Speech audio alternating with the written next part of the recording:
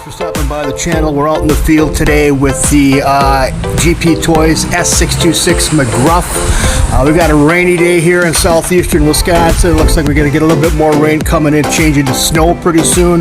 So I wanted to get out and do some quick testing on this thing here and give you guys my honest review. So stay tuned till the end of the video, guys, and I will do my review and give you my recommendation, either thumbs up or thumbs down. Stay tuned, guys.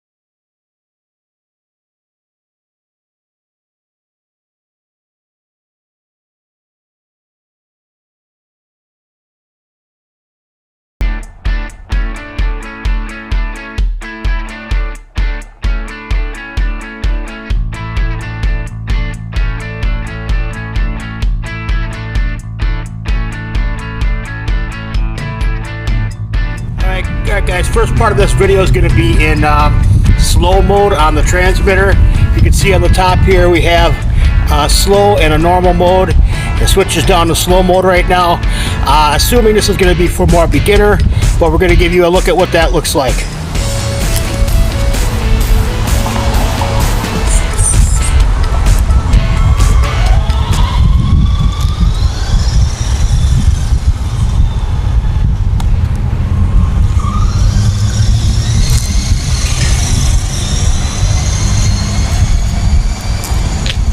Pretty docile, pretty easy to control. I think this would be a great rate for new drivers, maybe younger kids that have this car.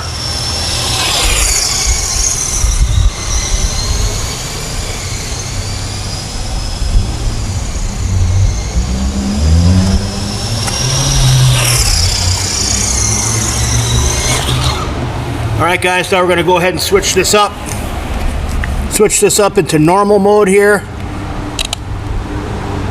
There we go. Now we're in normal mode. Much quicker.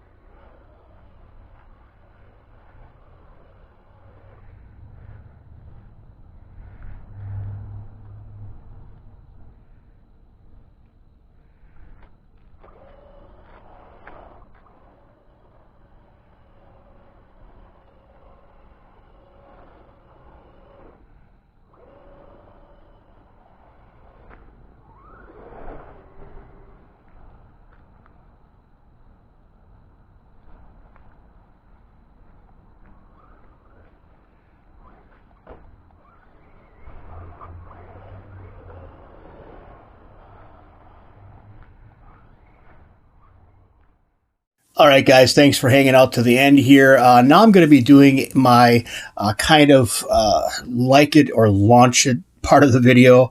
Now, I have probably different opinions than some of you out there watching this video might have. So this is going to be applicable to me, but I'm going to give you my honest opinion on this car and let you know if I think it's a good buy and who should purchase this vehicle. First off, this is a very durable vehicle. I have found so far. Some of the footage didn't make it to the video where this thing fell off of the top of a bench and hit nose first. You did see this car hit a bench pillar at speed. And it survived that without any cracks, without any damage. So I think it's a durable vehicle. It's actually pretty fast for what it is as well. I like the 2-speed modes on it, the beginner type of slow speed mode, and then you click it up into normal speed, and it goes pretty good. I haven't clocked it. Again, I want to wait until I get better equipment to accurately measure the speed of the vehicles that I test. This one is fast for what it is. Now, there are some downsides to this, and some of it is personal, some of it is, well, you decide. So the first downside to this vehicle is the limited tires and wheels you can use with it. And I'll show you why that is, guys. The fact that these wheels are actually screwed in to the hubs, and I'll show you that right now, as opposed to being a nutted kind of nylon lock washer, a nutted wheel. These are actually screwed in with Phillips screws, and that kind of limits you as to what type of tires you can get. And it limits you not only because they are screwed in, it also limits you because you can't get any wheel hub extenders for this vehicle to put wider tires on it. There's modifications I suppose one could do if they wanted to really do that, but that's kind of one of the downfalls as far as I'm concerned with this truck, is the limited amount of different wheels that you can put on this. The type of bashing that I do, and here's where the personal preference comes into. The type of bashing that I do, guys, is going to be pretty heavy duty. I'm not launching this thing off of 6-foot jumps. Don't get me wrong there. I go within reason, but I still like to be able to take this on a multitude of different surfaces, and both on and off road. Now, with the limited amount of travel on these shocks, and we'll get to the shocks in a second as well, and the tire composition, not the composition so much as the size and the tread pattern on here, we're dealing with, a limited amount of surfaces that this car will do well on. Now, if you're just going to take this thing as a first vehicle and drive it on the road, a little bit of hard pack, I think this would be a great car for a clay track. Not to say that it's a racer. It's not a racer. It's not fast enough to be a racer. We're dealing with a 390 brushed motor in this thing. So it's just a fun car. It's something to have fun with, something maybe for a first vehicle, something maybe an experienced hobbyist wants to add to their collection. I think this would be a great vehicle for that. But it's really going to be, up to one, how much they want to put into modifying, if that's your thing. Now, that is my thing, but I think this one is going to pretty much stay in its stock form as you see it right now. I may search out some different tires for it. I don't know. So that being said, limited amount of trail surfaces or road surfaces that this will do well on. You saw it today on some gravel. You saw how kind of sketchy and jumpy it was. There is no damping in the shocks. You cannot put oil in these shocks. So you're dealing with a kind of a bouncy ride, which if for photography and for videography, it gives it a realistic look, I think. But as far as keeping the rubber to the road is a little bit more difficult to do, and you have to practice some throttle management for that. Now, the other thing that I really don't like about this vehicle and will probably end up getting modified is the 18650 batteries. Now, this is personal, guys, so don't take this as, this car is bad because it's got 18650 lithium ion cell batteries. No, it's not bad. But for me, I like the ease of swapping batteries out quicker and being able to charge them on my hobby grade charger a lot faster. The charge time for these batteries is well over 2 hours from a completely spent cell. And it's just not conducive to fun unless you have several batteries, several sets of batteries for this. The other thing is really, just personal preference, the type of bashing that I do as opposed to the type of truck that this is. One other thing I would point out is this remote is, while it does function well, I don't like the feel of it, and I don't like the plasticky kind of feel about it. It is a toy grade kind of feel. This is better. This design is probably better suited for a $20, $25 indoor kind of a boredom buster car, which, I mean, it's not a bad remote, but I do prefer a little bit larger size as far as the remote goes. And the fact that you can't stand this up, it has to be laid down. So that's going to take up room if you're storing this on a shelf or something like that. So it's something to consider with that. The fact that it does have the functionality on the top of normal and slow speed, and then you have your throttle reverse steering function and the throttle trim on the right-hand side by the steering wheel, I think is a good spot to put that. But I will mention that being that this is a Gptoys vehicle, the standard Gptoys remote does bind with this and does work with it. The only thing you're losing is going to be the slow speed mode. But this will work, and it will give you the full functionality of having it in normal mode. It's a better feeling transmitter in my humble opinion. You're losing some of the functionality again with the slow and the low, with the slow and normal speed switch, the steering reverse. And then you have your throttle trim on the left-hand side, as opposed to being kind of more convenient, as far as I'm concerned, on the right-hand side by the steering wheel. So this will work on there, so there is some saving grace there. But all in all, I think this is a well-made vehicle. For the normal cost of $90 on Amazon, I would say pass. Wait till it goes on sale. I got this for $65 on sale on Amazon.com, and I'll post a link in the description. I'm not sure if it's still going for that price, but if it is, it's probably worthy of adding to your collection, or for a first vehicle, for a kid with that slow mode functionality. I think it's a good choice.